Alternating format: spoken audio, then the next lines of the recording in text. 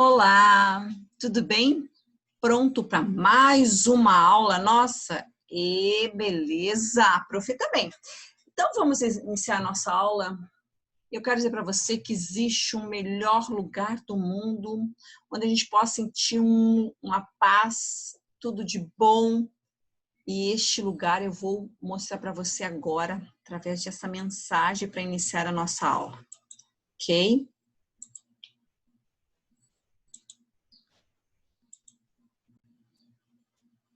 Vamos ver aonde é o melhor lugar do mundo.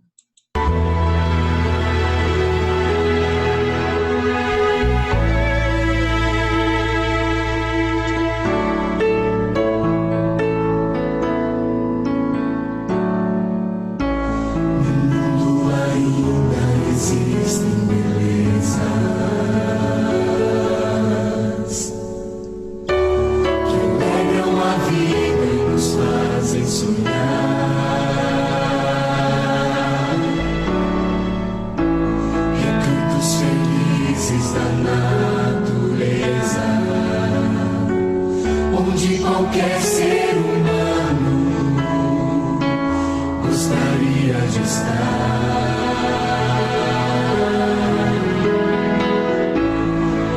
mas de todos os lugares,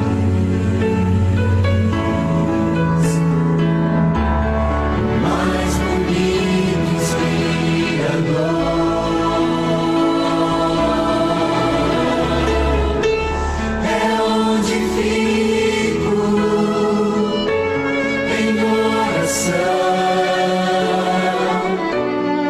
Junto aos pés do Salvador, o melhor lugar do mundo é aos pés do Salvador. É ali onde há esperança, traz alívio ao sofredor. É ali onde eu me encontro, a fonte do amor, o melhor lugar do mundo é aos pés do Salvador.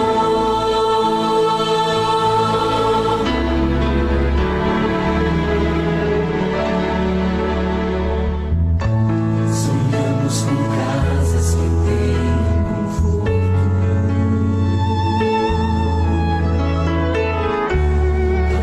uma encosta com vista pro mar,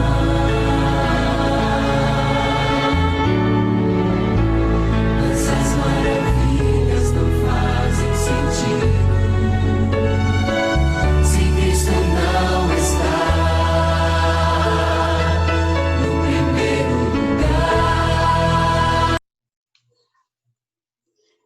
Então, você descobriu qual é o melhor lugar do mundo? É aos pés do Salvador.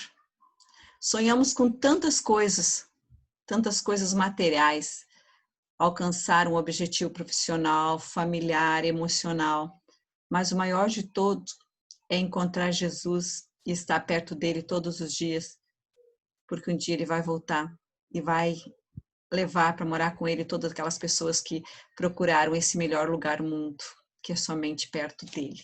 Então, que eu e você possamos colocar isso em nossa mente, o desejo de estar perto do nosso Mestre, Salvador e Senhor e Pai, ok? Ótimo! Agora, nós vamos, então, trabalhar um pouquinho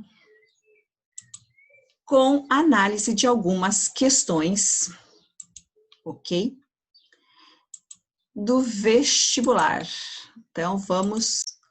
Junto com a professora aqui, vamos analisar essa questão aqui, a questão 10.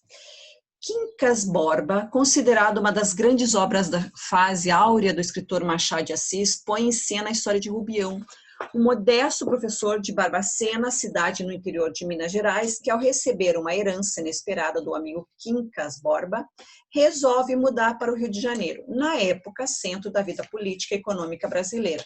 Ali encontra dificuldades para adaptar-se ao modo de ser dos que convivem com o poder, tornando-se uma vítima de aproveitadores que se fazem passar por amigos, caso sobretudo do casal Cristiano e Sofia Palha. O capítulo transcrito a seguir é o último do livro. Nele se encontra uma série de síntese da narrativa, ao se elencarem personagens centrais da trama a partir da notícia da morte do cão Quincas Borba, cujo nome é o mesmo do seu primeiro dono, que foi herdado por Rubião. Queria dizer aqui o fim de Quincas Borba, que adoeceu também. Ganhou infinitamente, fugiu desvairado em busca do dono e amanheceu morto na rua 3 dias depois.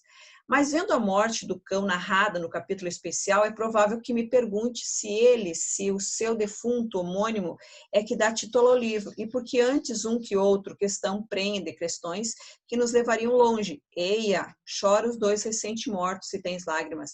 Se só tens riso, rite. É a mesma coisa. O cruzeiro, que a linda Sofia não quis fitar, como lhe pedia Rubião, está asaz alto para não discernir os risos e as lágrimas dos homens. Viu que interessante? Muito bem, agora vamos ao enunciado. Apesar de Machado de Assis construir parte significativa de sua obra ainda em fins do século XIX, é possível já verificar em seus textos o emprego de recursos próprios da literatura moderna, isso é uma afirmação. A esse propósito, sobre o trecho em questão, pode-se afirmar que, lembre-se que Machado de Assis pertence ao quê? Ao realismo, ok? Memórias Póstumas é a obra marco desse período literário. Então, agora vamos ver o que nós conseguimos ver nesse trecho aqui. A projeção de um leitor hipotético no corpo do texto confere traços de indeterminação à narrativa, atualizando uma questão central do enredo, como se este continuasse em aberto. B. O exercício de reflexão em torno da metalinguagem convida o leitor a refletir sobre esse ponto. Metalinguagem, lembra o que é? Metalinguagem, então, é aquela linguagem que você vai usar para aquela linguagem figurada, né, para passar uma mensagem. Aqui você tem essa linguagem figurada. Ao tratar inicialmente da morte do cão, criatura querida dos personagens, seus últimos momentos, de um modo repleto de ternura, o narrador chama atenção para a necessidade de humanização de alguns aspectos da vida em sociedade. Será que ele faz isso? O cão, ele era querido dos personagens? Ou ele era do Rubião, que era o dono dele? Do Rubião? Não, o Rubião foi o que recebeu, né? Só tem sido riso. Só se tens riso. Rite é a mesma coisa. O cruzeiro que a linda Sofia não quis fitar, como lhe pedia Rubião, está asaz alto para não discernir os risos e as lágrimas dos homens. Agora vamos à letra C, a letra D. A identificação de reações contrárias por parte do leitor, chorar e rir, decorrentes de um mesmo acontecimento, aponta para a criação de uma imagem complexa do ser humano em meio às relações sociais, relacionamento, olha o que está se falando nesse trecho. A parte final do capítulo visa funcionar como uma espécie de ensinamento moral desdobrado de toda a história que precedeu, a ser aprendido pelo leitor em função do valor universal que acompanha esse desfecho. O que você acha ali? O que você marcaria, então, como o emprego de recursos próprios da literatura? Lembra que era realidade, né? Era realista o foco de Machado de Assis. Então, o que você marcaria aqui nessa questão? Essa aqui. Lembre-se que isso é uma característica do Machado de Assis, conversar, né, com esse leitor hipotético que somos nós. Então, ele como se houvesse uma quarta voz agora nesse discurso, isso é bem presente, né? E aí ele considera e fala, né, com a gente, com o leitor, se ele só se tens riso, rite, é a mesma coisa, conversando com esse leitor hipotético, tudo bem? Vamos então a mais uma questão. Vamos à próxima questão agora, da Hora da Estrela. Em A Hora da Estrela, de Clarice Lispector, lembre-se que é a literatura intimista agora. Acompanhamos a história de Macabea, jovem nordestina que vive no Rio de Janeiro, uma existência solitária e anônima, marcada por privações de todo tipo. Nessa obra, a escrita clariciana alterna momentos em que se expressa de um modo direto, próprio, para remeter à dureza da vida de sua personagem central, como outros em que emprega diversos recursos e feitos à linguagem poética, como no relato do encontro de Macabeia com Olímpico de Jesus. Aí você vê o trechinho ali. Vamos ler o trecho. Maio. Mês das borboletas noivas flutuando em brancos véus. Sua exclamação talvez tivesse sido um prenúncio do que ia acontecer no final da tarde desse mesmo dia. No meio da chuva, abundante, encontrou explosão, a primeira espécie de namorado de sua vida, o coração batendo, como se ela tivesse englutido um passarinho esvoaçante preso. O rapaz e ela se olharam por entre a chuva e se reconheceram como dois nordestinos, bichos da mesma espécie que se farejam. Ele, a olhar, enxugando o rosto molhado com as mãos, e a moça bastou-lhe vê-lo para torná-lo imediatamente sua goiaba com queijo.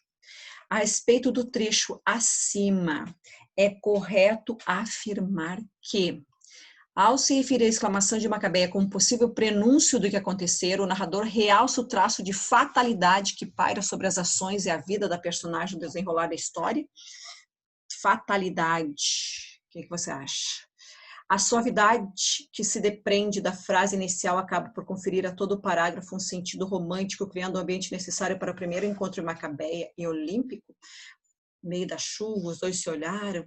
Letra C. A comparação que associa o bater do coração a um pássaro, ao mesmo tempo livre e preso, aponta diretamente para a simplicidade do sentimento amoroso que marca as ações de Macabeia ao longo da narrativa. E aí, letra D, eu tenho a imagem bichos da mesma espécie que se farejam, remetendo à condição nordestina de Macabeia, e Olímpico revela um preconceito narrador em torno da origem desses personagens, que se farejam. O que ele fala aqui, né? Ele faz isso aqui uma zoomorfização, né? E agora a letra I. Ao atribuir a Macabeia um olhar sobre o Olímpico como sua goiaba com queijo, o narrador indica uma de suas características marcantes ao longo da história, a de mulher apegada às coisas fúteis da vida. Descarte completamente aí, porque aí você não iria marcar. Mas eu acredito, porém, todavia, entretanto, que você marcaria essa letra C, quando ela compara o coração, né, o bater do coração um pássaro, ao mesmo tempo livre, preso, é a simplicidade. Como ela vai explicar esse sentimento? Tudo bem? Ótimo, então vamos a mais uma questão aqui. Agora vamos ver mais um fragmento. Você percebeu que as questões, elas são interdisciplinares, né? Temos aqui questões de literatura, mas que envolve muito a sua interpretação, que está ligado ao quê? Está ligado a sua análise de questões a partir das inferências que você tem do conhecimento de língua, ok? Então, vamos fazer essa questão aqui, questão 12. Em termos muito simples, podemos dizer que o amor é um horizonte de compreensão que tem em vista a real dimensão do outro, que não inventa uma projeção, que permanece aberto ao seu mistério. Se o amor é aberto ao outro, o ódio é fechado a ele. Tendemos a não querer ver o ódio que nos fecha porque ele nos diminui. Não querer ver é uma armadilha, pois todos somos afetados pelo ódio e contribuímos com a nossa parte para a sua persistência. Então, um trecho do Tiburi, da Márcia Tiburi, odiar, verbo intransitivo. Agora, assinale a alternativa correta sobre as relações de coesão estabelecida no texto. Você percebeu aqui? Então, aqui eu tenho um trecho literário, mas o conteúdo é ligado à coesão, à língua. Então, vamos ver. Qual é que está, então, a alternativa correta com relação às relações de coesão estabelecidas no texto? Em seu amor é aberto ao outro, o ódio é fechado a ele. O pronome ele retoma o amor? Ele retoma o amor ou retoma o ódio? O pronome sua em sua persistência refere-se ao leitor. Sua persistência, leitora, quem está lendo o texto, eu, você. Letra C. No primeiro período do texto, o pronome o e o pronome seu referem-se ao amor. O que você acha? Volte lá, dê uma olhadinha.